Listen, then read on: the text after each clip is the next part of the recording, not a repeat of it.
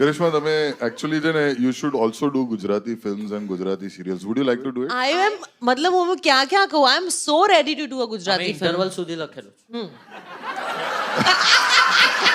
હજુ લખવાની બાકી છે. મને બેક સ્ટેજ કીધું 1 વર્ષથી લખે છે. હા, ઇન્ટરવલ સુધી 1 વર્ષથી લખે છે. આગળનું આવડતું નહીં પણ તઈ લગીનું સારું છે. એ લોકો લખતા લખતા બી ઇન્ટરવલ પછી પોપકોર્ન ખાવા જતા રહે છે, એટલે પછી આગળ જ નહીં વધારતું. હા, એટલા માટે કે છે કારણ કે આને લીડમાં લીધો છે અમે, એટલે હું વિચારી ઓ રહ્યો છે. હીરો.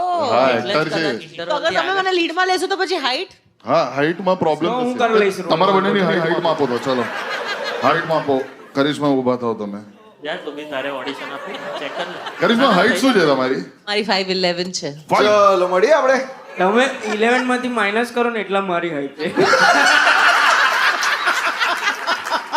અને અમે બેઓ સાથે ઊભા રહેશું તેમ લાગશે કે દોડ વાગ્યા છે.